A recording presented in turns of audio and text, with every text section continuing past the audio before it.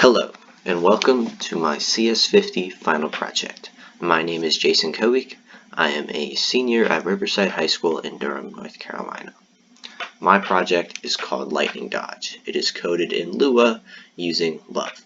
To start this game, you press Enter.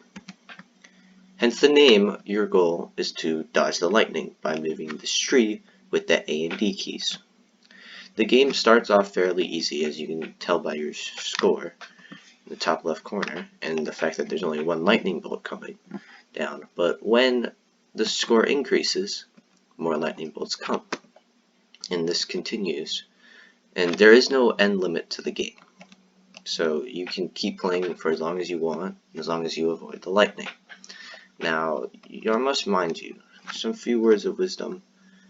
More lightning comes, and then if you do hit the lightning, this is what happens. Your tree burns up and you die. You see your score.